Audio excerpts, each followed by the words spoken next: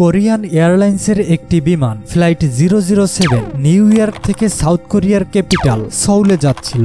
আবহাওয়া একেবারেই পরিষ্কার ছিল আর পাইলটও কোনো ধরনের সমস্যার সম্মুখীন হয় না, কিন্তু এসব কিছু ছাড়াই এই বিমানটি ক্র্যাশ করে। আর এটা শুধু এই কারণেই যে তাদের কাছে ওই সময় ওই জিনিস ছিল না যা আজকাল আমাদের সবার পকেটের মধ্যে থাকে। জি হ্যাঁ, সোলে ল্যান্ড করার আগে বিমানটিকে অ্যালাস্কার শহর অ্যাঙ্কারেজে যাওয়ার কথা ছিল। এটি 1983 সালের কথা, যখন আমেরিকা আর সোভিয়েতের মধ্যে কোল্ড ওয়ার চলছিল। আপনারা ম্যাপে দেখতে পাচ্ছেন এখানে হচ্ছে অ্যাঙ্কারেজ আর এখানে হচ্ছে সোল। এই দুইটি এলাকার যাতায়াত পথ একটি স্ট্রেট লাইনে, মানে এই পথে ফ্লাই করার সময় বিমানকে সোভিয়েত টেরিটরির উপর দিয়ে যাওয়া লাগত। এই জন্য ফ্লাইট 007কে এই স্ট্রেট লাইনের পাশে থাকা নতুন একটি পথ, যেটা একটু বাঁকানো, সেই পথ দিয়ে যাওয়ার কথা। গালফ অফ অ্যালাস্কা হয়ে নর্থ প্যাসিফিক ওশান, এরপর জাপানের উপর থেকে সাউথ কোরিয়া।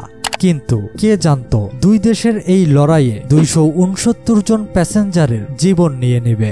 এই সময় জিপিএস সবার জন্য অ্যাভেলেবেল ছিল না, আর পাইলট ভুল করে সোভিয়েত টেরিটরিতে চলে যায়।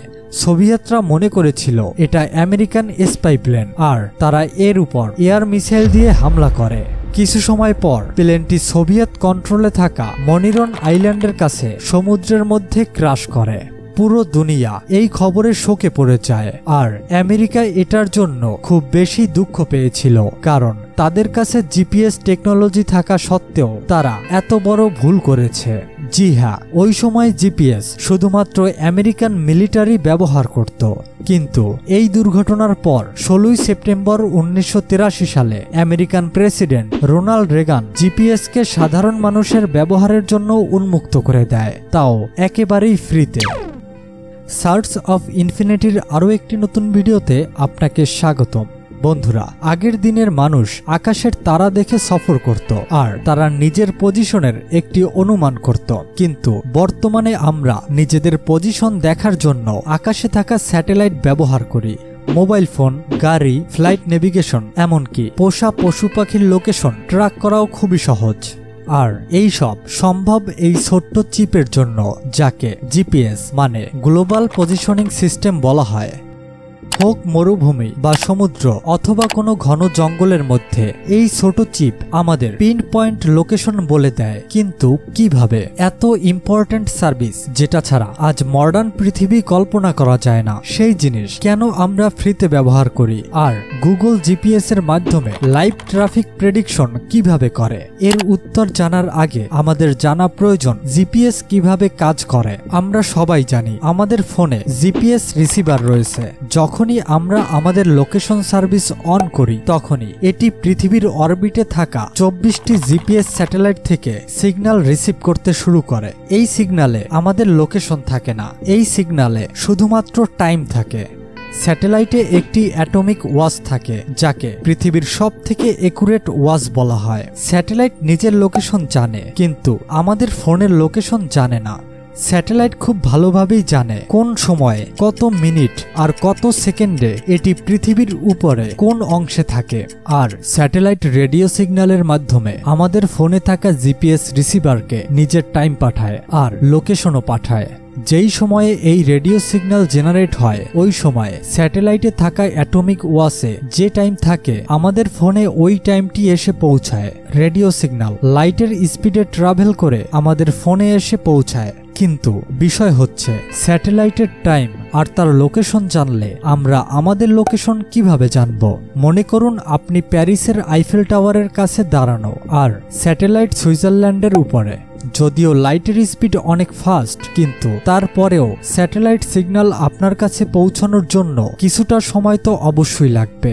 সিগন্যাল রিসিভ হওয়ার পর ফোন নিজের টাইমের সাথে স্যাটেলাইট থেকে পাঠানো টাইমের সাথে ম্যাচ করে আর ক্যালকুলেশন করে এই সিগন্যাল কতটুকু দেরিতে পৌঁছেছে।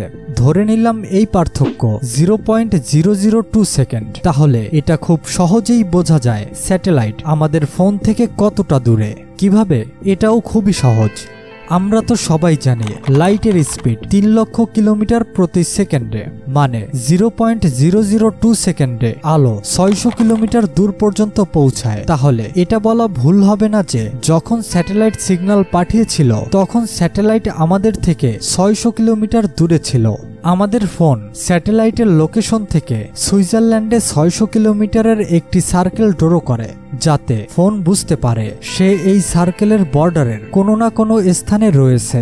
কিন্তু আমাদের ফোন এই সার্কেলের কোন বর্ডারের কোন স্থানে রয়েছে সেটা কিভাবে জানে? এই লোকেশনকে একুরেট করার জন্য এই সমস্ত প্রসেস অন্য স্যাটেলাইটের সাথেও হয়, যাকে আমরা স্যাটেলাইট বি নাম দিলাম।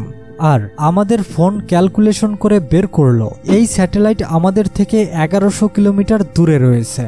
এখন আমাদের ফোনের কাছে দুইটি সার্কেল রয়েছে, একটি স্যাটেলাইট এ এর আর একটি স্যাটেলাইট বি এর। এই সার্কেল যেখানে একটি অপরটির সাথে মিলবে আমাদের ফোন সেখানেই রয়েছে। এই লোকেশনকে পিন পয়েন্ট একুরেট করার জন্য ফোনকে কমপক্ষে 4টি স্যাটেলাইট থেকে সিগন্যাল রিসিভ করতে হয়। যত বেশি সার্কেল হবে আমাদের লোকেশন ততই একুরেট হবে। এতে আমরা বুঝতে পারি লোকেশন ট্র্যাক করার জন্য সবথেকে গুরুত্বপূর্ণ হলো টাইম। মানে আমাদের ফোনের টাইম যদি 1 সেকেন্ডও আগে পিছে হয় তাহলে লোকেশনেও 1000 কিলোমিটারের ডিফারেন্স দেখা যাবে। এই সমস্যা যাতে না হয় সেজন্য দিনে দিনে যেভাবে টেকনোলজি উন্নত হচ্ছে তেমনি জিপিএস চিপসেরও উন্নতি হচ্ছে। আজকাল অনেক জিপিএস ট্র্যাকারে হাই ভোল্টেজের ব্যাটারি ব্যবহার করা হয় আর এর মধ্যে টাইমও সেট করা থাকে। মোবাইল অপারেটর আর ইন্টারনেটের মাধ্যমে টাইম অটোমেটিক আপডেট করা হয়। এখন কথা হচ্ছে আজকাল তো কেউ কাউকে ফ্রিতে কিছু দেয় না, কিন্তু এত বড় ফ্যাসিলিটি আমরা ফ্রিতে কিভাবে পাচ্ছি? নাকি সার্ভিসের নামে পুরো দুনিয়ার উপর নজরদারি চলছে? সমস্ত GPS system US department of defence control করে। এই স্যাটেলাইট শুধু ওয়ান ওয়ে সিগন্যাল পাঠাতে পারে আর স্যাটেলাইট নিজেও জানে না তাকে কোন সময়ে কে কোন জায়গা থেকে ব্যবহার করছে। তো এটা তো ক্লিয়ার যে ফ্রিতে সার্ভিস দিয়ে আমাদের উপরে নজরদারি চলছে না। আর জিপিএস শুধুমাত্র কনজিউমারদের জন্য ফ্রি, যেখানে মোবাইল ম্যানুফ্যাকচারার, এয়ারক্রাফটস ইন্ডাস্ট্রি আর ট্রান্সপোর্ট সেক্টর থেকে বাৎসরিক চার্জ নিয়ে জিপিএস এর সার্ভিস খরচ চালানো হয়। এই টেকনোলজি এতটাই জনপ্রিয় হয়েছে যে যদি এটি বন্ধ হয়ে যায় তাহলে পুরো দুনিয়ায় প্রতিটি সেক্টরে অনেক বড় প্রভাব পড়বে। যদি গুগল ম্যাপের কথা বলা যায় তাহলে লাইভ ট্রাফিক প্রেডিকশন জিপিএস এর মাধ্যমেই করা হয়। যদি আমাদের ফোনে জিপিএস অন থাকে তাহলে গুগল ম্যাপ প্রতি মুহূর্তে আমাদের লোকেশন তার সার্ভারে আপডেট করতে থাকে। এর মাধ্যমে গুগল এআই বট জানতে পারে পয়েন্ট এ থেকে পয়েন্ট বি পর্যন্ত যেতে আপনি কোথাও থেমেছেন কিনা আর আপনার স্পিড কতটুকু ছিল। আর এই ইনফরমেশন গুগল অন্য মানুষদের কাছেও নিতে থাকে। আর এর মাধ্যমে গুগল জানতে পারে ওই রোডের অ্যাভারেজ স্পিড কত। আর এর মাধ্যমে গুগল ম্যাপ লাইভ ট্রাফিকের প্রেডিকশন করে। এই ইনফরমেশন হাজারো মোবাইল থেকে নিয়ে গুগল লাইভ ট্রাফিক প্রেডিকশন করে। তো বন্ধুরা, আজ এ পর্যন্তই। দেখা হবে পরবর্তী ভিডিওতে। ততক্ষণ পর্যন্ত ভালো থাকুন, সুস্থ থাকুন। ভিডিওটি শেষ পর্যন্ত দেখার জন্য আপনাকে অসংখ্য ধন্যবাদ।